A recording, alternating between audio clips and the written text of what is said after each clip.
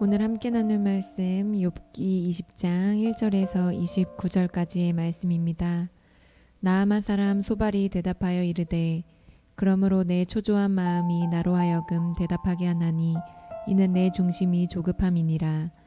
내가 나를 부끄럽게 하는 책망을 들었으므로 나의 슬기로운 마음이 나로 하여금 대답하게 하는구나. 내가 알지 못하느냐. 예로부터 사람이 이 세상에 생긴 때로부터 악인이 이긴다는 자랑도 잠시요 경건하지 못한 자의 즐거움도 잠깐이니라. 그 존귀함이 하늘에 닿고 그 머리가 구름에 미칠지라도 자기의 똥처럼 영원히 망할 것이라. 그를 본 자가 이르기를 그가 어디 있느냐 하리라. 그는 꿈같이 지나가니 다시 찾을 수 없을 것이요 밤에 보이는 환상처럼 사라지리라.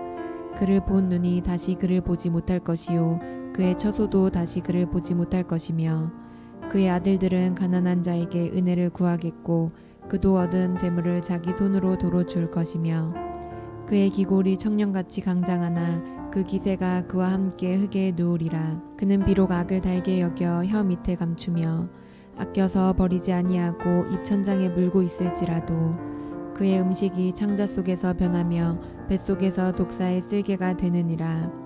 그가 재물을 삼켰을지라도 토할 것은 하나님이 그의 배에서 도로 나오게 하심이니 그는 독사의 독을 빨며 뱀의 혀에 죽을 것이라. 그는 강고 꿀과 엉긴 젖이 흐르는 강을 보지 못할 것이요 수고하여 얻은 것을 삼키지 못하고 돌려주며 매매하여 얻은 재물로 즐거움을 삼지 못하리니 이는 그가 가난한 자를 학대하고 버렸음이요 자기가 세우지 않은 집을 빼앗음이니라. 그는 마음의 평안을 알지 못하니 그가 기뻐하는 것을 하나도 보존하지 못하겠고 남기는 것이 없이 모두 먹으니 그런즉 그 행복이 오래가지 못할 것이라. 풍족할 때에도 괴로움이 이르리니 모든 재난을 주는 자의 손이 그에게 임하리라. 그가 배를 불리려 할 때에 하나님이 맹렬한 진노를 내리시리니 음식을 먹을 때에 그의 위에 비같이 쏟으시리라.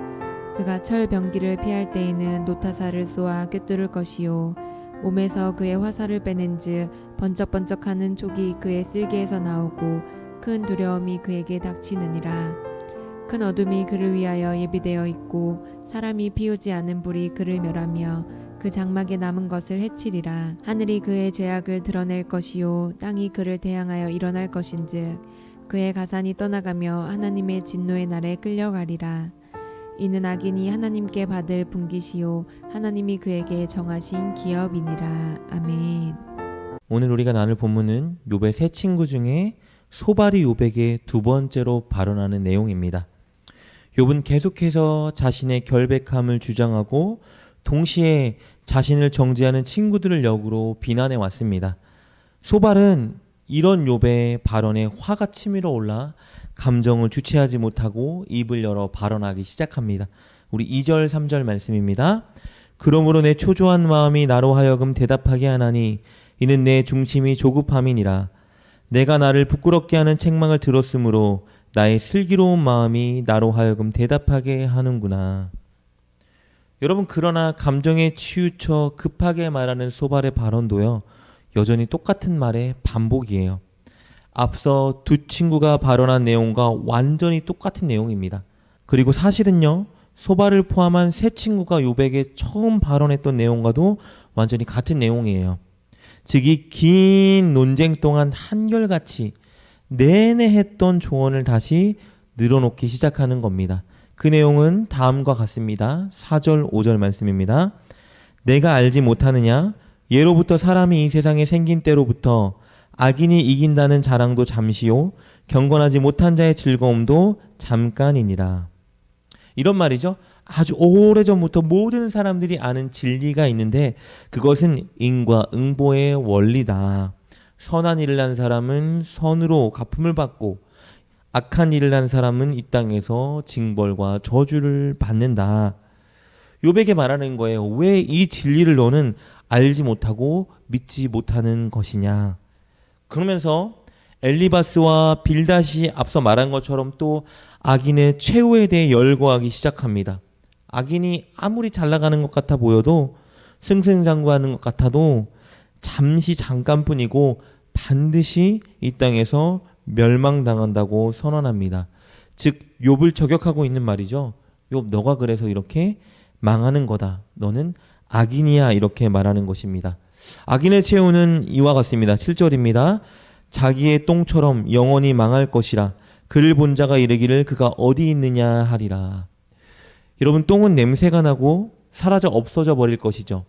아무리 악인이 강한 것처럼 보여도 그는 곧 망하여 사라지고 사람들에게 멸시받는 존재에 지나지 않는다라고 주장하는 거예요. 그리고 앞서 두 친구가 주장한 것처럼 악인의 자녀들 역시도 큰 재앙을 당하게 된다라고 주장합니다. 우리 10절 말씀입니다. 그의 아들들은 가난한 자에게 은혜를 구하겠고 그도 얻은 재물을 자기 손으로 도로 줄 것이며. 그렇다면 이런 재앙이 악인에게 임할 것을 모두가 다 이미 알고 있다라면, 하나님이 인과응보의 원칙으로 이 땅을 다스린다라고 믿는다면 도대체 왜 사람들은 악한 일을 저지를까요? 그 이유는 다음과 같습니다. 12절 13절 말씀입니다. 그는 비록 악을 달게 여겨 혀 밑에 감추며 아껴서 버리지 아니하고 입천장에 물고 있을지라도. 그 이유는 바로 악이 달기 때문이라는 것이죠. 악한 일을 행하는 것은 실제로 달다라는 거예요. 사실이 그렇죠. 악한 일을 하는 것은 편해요. 내 감정대로, 내 충동대로, 내 욕구대로 하는 것이기 때문입니다. 또 악한 일은요, 아주 빠른 결과를 우리에게 가져다 줍니다. 편법을 쓰고 거짓말을 하고 사기를 치고 뇌물을 주면요, 그것들이 우리에게 성공의 지름길을 열어주는 것을 보게 돼요. 악을 행하면 통상적인 것보다, 정도를 가는 사람, 옳은 길을 따르는 사람보다 빠른 결과를 얻을 수 있습니다. 그래서 사람들이 악을 행한다는 거예요. 우리가 악의 유혹에 흔들리고 때로는 쉽게 넘어지는 이유도 이런 이유 때문이겠죠. 그러나 소발은 주장해요. 그 악함의 결과는 달콤함이 아니라 독이자 죽음이다. 14절 말씀입니다. 그의 음식이 창자 속에서 변하며 뱃속에서 독사의 쓸개가 되느니라. 악한 일을 행할 때에는 내 감정과 충동과 뜻을 따르고 또 빠른 결과를 얻을 때에는 기쁘지만 결국에 그 길의 최후는 아픔과 슬픔, 망함만이 기다리고 있다라는 주장입니다. 여기서 말하는 쓸개는요, 보통 고통과 죽음을 의미하죠. 그러니까 눈에는 보이지 않지만 상한 음식이나 독이 우리 창자 속에 들어가면 모든 것을 다 망가뜨리는 것처럼 이 악이라는 것도 결국은 우리 내면의 영혼과 마음과 모든 것들을 망가뜨리고 부패시키고 죽인다라는 거예요. 16절 말씀입니다. 그는 독사의 독을 빨며 뱀의 혀에 죽을 것이라. 이렇게 악인에게 큰 아픔과 씁쓸한 최후를 가져다주는 분은 바로 하나님이십니다. 하나님이 인과응보의 원리대로 사람이 하신 일대로 악한 자가 행한 그 악대로 결국은 갚으신다라는 게 소발의 주장입니다. 우리 23절 말씀입니다. 그가 배를 불리려 할 때에 하나님이 맹렬한 진로를 내리시리니 음식을 먹을 때에 그의 위에 비같이 쏟으시리라. 그리고 24절에 기록된 것처럼 악인이 철병기를 피할 때 하나님은 놋화살을 그에게 쏘아서 그를 맞추신다라는 거예요. 반드시 그에게 재앙을 내리신다라는 의미입니다. 27절에 기록된 것처럼 또 하나님이 반드시 그의 죄악을 천하만방에 드러나 그를 죄인이라 악인이라 수치함 받게 만드신다라고 주장하고 있습니다. 한마디로 뭐예요? 하나님이 다 아셔서 그가 행한 악대로 그에게 갚으시고 망하게 하신다. 이것이 바로 욥을 향한 소발의 주장입니다. 왜 이런 주장을 욥에게 했죠? 욥이 악한 자니까. 그런데 끝까지 자기는 결백하다 주장하니, 회개 안 난다고 주장하니 지금 소발이 그에게 저주를 내리는 거예요. 너 이런 악인의 최후를 분명히 당하게 될 것이다. 여러분, 오늘 본문에서 보여준 이 소발의 발언의 내용, 우리가 너무 잘 아는 것처럼 이 내용은, 이 발언은 사실 욥에게 헛된 말에 불과합니다. 왜냐하면 욥은 죄를 짓지 않았고 악인이 아니기 때문이죠. 그의 발언은 욥에게 전혀 도움을 주지 못하고, 그리고 그를 정죄하고 저주하는 말이기에 아픔만 주는 그런 발언이었습니다. 여러분, 이렇게 아픔 속에 있는 자의 말을 듣지 않고 자기 판단대로 정죄하는 잘못을 우리가 피해야 하지만 더불어 오늘 본문의 소발의 모습을 통해서 우리가 주의해야 될 점 하나를 더 나누고 싶어요. 그것은 2절 말씀입니다. 2절에 이렇게 기록되어 있죠. 그러므로 내 초조한 마음이 나로 하여금 대답하게 하나니 이는 내 중심이 조급함이니라. 여러분, 마음이 상하고 감정적이고 감정이 최고조로 올라올 때, 그대 마음이 억울하고 초조할 때, 여러분 그때에 우리는 논쟁을 반드시 멈춰야 됩니다. 그때의 논쟁은요, 이성적인 사고를 마비시키고 상대방의 입장을 무시하고 상처 주는 말들이 우리 안에 불어 올라오게 만들기 때문입니다. 마음이 상하시고 억울하시고 감정적일 때는요, 꼭 말을 멈추셔야 돼요. 그리고 마음이 진정되었을 때 이성적으로 그 문제에 대해서 이야기를 나누어야 합니다. 그것이 올바른 자의 모습입니다. 그러나 소발의 발언을 통해서 반대로 한 가지는 우리가 힘써야 되는 일에 대해서 나누고 싶어요. 그것은 우리가 악이 아니라 선을 선택하는 삶을 살아야 한다는 것입니다. 소발의 발언처럼요, 악은 달콤해요. 빠른 결과를 가져다 줍니다. 그러나 소발의 발언처럼 악은 영적인 죽음과 파멸을 야기시킵니다. 그래서 소발의 주장에 따라 우리는 악한 자의 자리에 서면 안 돼요. 그럼 우리가 서야 되는 자리는 어디죠? 바로 선한 자의 삶이겠죠. 정직과 공의와 희생과 나눔, 이런 선한 길의 길을 따라가는 우리가 되어야 됩니다. 그런데 문제는 이 선은 사실 힘들고 손해보고 빠른 결과를 가져다 주지 않죠. 그렇기 때문에 우리가 이 선한 일을 선택하는 것은 쉬운 일이 아닙니다.